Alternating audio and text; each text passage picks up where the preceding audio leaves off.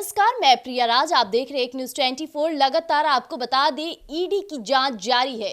इस बीच सुबह की सबसे बड़ी खबर निकलकर सामने आई थी, जहां कहा जाए तो बिहार की राजद नेता, राजद वो पार्टी जो कि बिहार में सबसे ज्यादा चर्चे के साथ साथ मजबूती विपक्ष के तौर पे डटी रहती है। अब इस बीच बिहार के राजद नेता और पूर्व मंत्री आलोक मेहता के सरकारी आवास पर ईडी ने छापेमारी की। छापेमारी की तस्वीरें निकलकर सामने आई जो काफी चौंकाने वाली रही। हालांकि राजद अभी काफी दावेदार खेल रहा था, इस बीच बड़े बड़े बयान दे रहा था, तो वहीं कई तमाम लोगों के घर भी छापेमारी हुई थी, जिसको लेकर के राजद काफी हवा लूट रहा था। लेकिन इस बीच जैसे ही आलोक मेहता का नाम सामने आया तो राजद के मुंह पे ताले लग गए। आज उन्हीं तमाम मुद्दों पर बातचीत करेंगे। बातचीत के लिए मेरे साथ मेरे दो सहयोगी मौजूद हैं, क्षितेश और राहुल। तो सबसे पहले क्षितेश से बात करते हैं। क्षितेश, कहा जाए तो राजद जो कि बिहार में काफी मजबूती के साथ डटी हुई है और बिहार विधानसभा चुनाव है, इस बीच ईडी को देखा जा रहा है कि काफी कानूनी प्रक्रिया के साथ जांच पड़ताल कर रही है और कई बड़े खुलासे कर दे रही है। जैसा कि आपको पता है कि आज राजद के पूर्व मंत्री के घर छापेमारी हुई, सरकारी आवास पर छापेमारी हुई और कई चीजें बरामद हुई। साथ ही साथ कई ऐसी भी बातें खुली जो लोगों से छिपी हुई थी। क्या कहना चाहेंगे आप?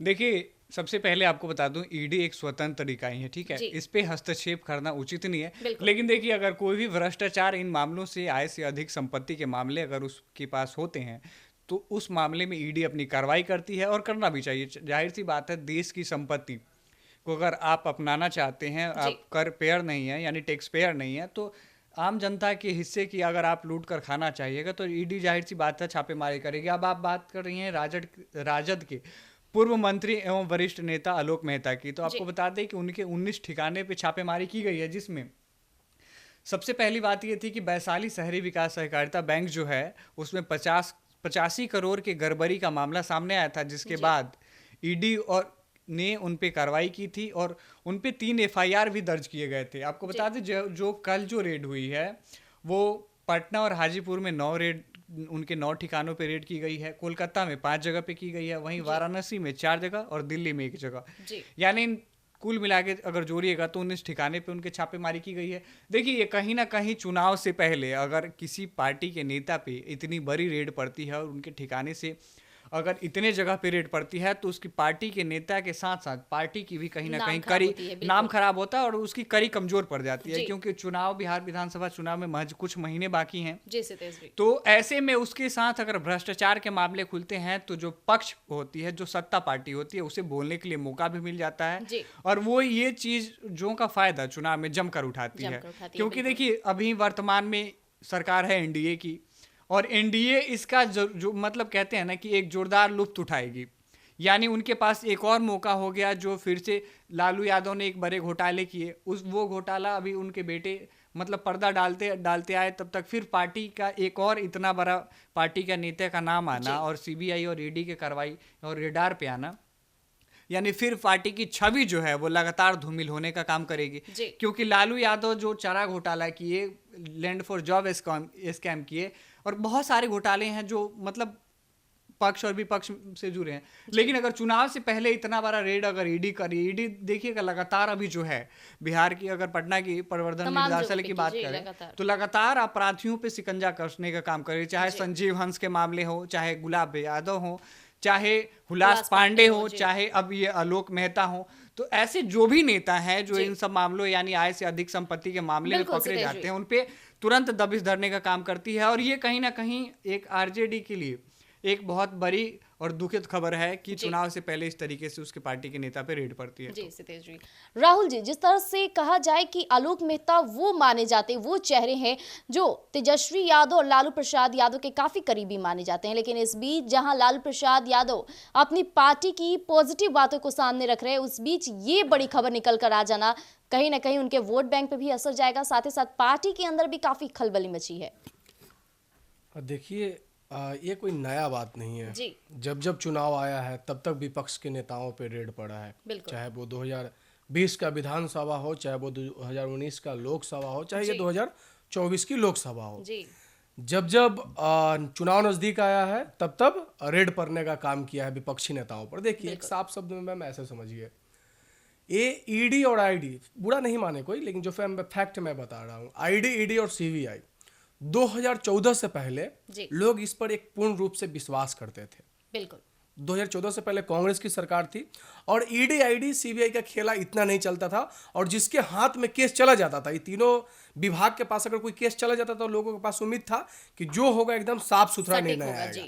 लेकिन 2014 के बाद शायद लोगों का आरोप है कि सरकार ने इन तीनों एजेंसियों का दुरुपयोग करना चालू कर दिया, क्योंकि 2014 से पहले टोटल नेताओं पे 1095 सीबीआई रेड तमाम विपक्षी पार्टियों में पड़ा था। लेकिन उसके बाद आप देख लीजिए हमेशा विपक्ष पे ही पड़ता है। आपने शायद ट्रेंडिंग मुद्दा में अभी बात कर रहा हूं, आप 5 साल से नहीं सुने होंगे कि क्या बोलते हैं, विपक्षी का सरकार के किसी भी नेता पे रेड पड़ा हो, सरकार का, खास करके बीजेपी के लोगों के पास। देखिए 3400 करोड़ का आरोप था अजीत पवार पे। अजीत पवार आज किस पार्टी में है? बीजेपी में। बिल्कुल बीजेपी का दामन थामे हुए जी। येदुरप्पा, आनंदीबेन पटेल, अनुराग ठाकुर, इन सब पे भ्रष्टाचार के आरोप है, लेकिन सीबीआई का रेड आप इन सब पे नहीं देखेगा। लेकिन एक और बात देखिए, अब बोला गया कि ये इकाई स्वतंत्र इकाई है, मतलब ये अपने आप में डिसीजन लेने के लिए सक्षम है। तो अपने आप का डिसीजन हमेशा विपक्षियों पे ही क्यों लिया जाता है, पक्ष के लोगों पे क्यों नहीं लिया जाता है? एग्जाम्पल में हमारे सहयोगी ने बताया, हुलास पांडे, बिल्कुल मनोरमा देवी, गुलाब यादव। हम तो पहले कहे हैं कि बीजेपी को जिन पार्टियों को साइड करना रहता है, सबसे पहले करीबियों पे छापा पड़ता है। राहुल जी, अभी आपने बात कही कि बीजेपी यानी एनडीए जो है वो केवल विपक्ष पे कहती है, ठीक है, तो आप अभी भी एनडीए की सरकार के हिस्सा है कि नहीं है चिराग पासवान? है कि नहीं है? लेकिन है कि नहीं है? है, लेकिन जो एक संयोग बैठना चाहिए, मन मुटाव चल रहा है। आप अंदर की खबर लाइए, मन मुटाव कैसे नहीं चला? बीपीएससी वाले पे आप बयान देख लीजिए, चिराग पासवान का। मोदी के हनुमान कहे जाते हैं, आप विपक्षी। अरे भैया, जो मोदी के हनुमान, कब मोदी की लंका में आग लगा देंगे मोदी जी को खुद पता नहीं चलेगा। ये भ्रम में मत रहिए। एक सीट दिया गया तो भी माने ना जी, एक सीट दिया गया तो भी माने ना। आप बोलते हैं कि मोदी का हनुमान है, जब आपसी घटक, अभी भी तो वो कह ही रहे कि बिहार जब आपसी घटक मेल है, जब आपसी घटक का मेल है, तो फिर बीपीएससी पे अलग अलग बयान क्यों? आप तो एक दल है, एनडीए का 5 दल एक गुट में है, फिर विपक्षी क्या बोलते हैं बीपीएससी छात्रों पे अलग अलग बयान क्यों? वो बोल रहे हैं कि लाठीचार्ज गलत है, इनकी पार्टी बोली कि लाठीचार्ज सही है। लाठीचार्ज को लेकर आप जो कह रहे हैं उस पे पार्टी भी, एनडीए भी कह रही है, एनडीए भी इस बात को माना है कि जो गलत है रवैया रहा है वो कहीं ना कहीं वो गलत था। उस पे इसको सही ठहरा रहा है कि उस समय का कंडीशन पे आप बात कर लेते हैं। सुनिए, उस पे न्यायिक प्रक्रिया की जा रही है, ठीक है, उसी चीज ऐसे नहीं कह सकते। बता रहे हैं, सुनिए, कौन से पार्टी ने गलत ठहराया है? कौन से पार्टी ने गलत ठहराया है? वो गलत है। कौन से पार्टी का नाम? मैं पार्टी का नाम पूछ रहा हूं। गलत है वो गलत है। अरे जो गलत है एक रट मत लगाइए। हमने बीजेपी के प्रवक्ताओं से बीजेपी के प्रवक्ताओं, आप बात सुनिए, जदयू ने इसे सही ठहराया है। जदयू और बीजेपी एनडीए गठबंधन का हिस्सा है। जब एक पार्टी सही ठहरा रहा है, एक पार्टी गलत ठहरा रहा है, तो फिर आपसी कॉम्बिनेशन मैच कहां खा रहा है? 5 घटक दल है एनडीए में, चिराग जी का अलग दल, मांझी जी का अलग दल, उपेंद्र कुशवाहा जी का अलग दल, जदयू और बीजेपी। कल का बयान, परसों का, जब चिराग पासवान जी कल ही शायद एयरपोर्ट पे आए थे, तो बोले कि देखिए मैं इन लाठी वाले तंत्र के पक्षधर में नहीं हूं, मतलब मैं पक्ष में नहीं हूं, और स्टूडेंट के लिए दरवाजा खुला रखना चाहिए। ये चिराग पासवान जी का बयान है। जदयू का बयान है कि देखिए उनका अपना मेंटेलिटी है, किस मेंटेलिटी से दिए हैं जो वो समझे। भाई घटक दल आपका है, आपसी कॉम्बिनेशन आप मैच नहीं कर पा रहे, आपसी क्या गलत कहा चिराग ने? क्या गलत कहा? तो मैं वही तो बोल रहा हूं। आप एक तरफ उन्हीं का घटक दल सही कह रहे हैं। प्रशासनिक कार्रवाई अलग है, शासनिक कार्रवाई अलग है, आयोग का मुद्दा अलग है, लाठीचार्ज का मुद्दा अलग। लाठीचार्ज क्या आयोग बोल के करवाया था? क्या नीतीश कुमार बोल के करवाए थे? क्या नीतीश कुमार बोल के करवाए? लाठीचार्ज किसके आदेश पे होता है? अगर नीतीश कुमार जी ने नहीं कराया, एक मिनट, नीतीश कुमार जी ने अगर नहीं करवाया तो बिहार का गृह मंत्रालय किनके पास है? प्रशासनीय विभाग किसके पास है? नीतीश जी के पास। एक चीज बता, नीतीश जी के पास है। जो संभालता है वो विभाग किसके पास है यार? आदेश मंत्री के आदेश के बिना पुलिस को पावर है कि लाठी चला देगा? गजब बुड़बक ने बात कर रहे हो तुम।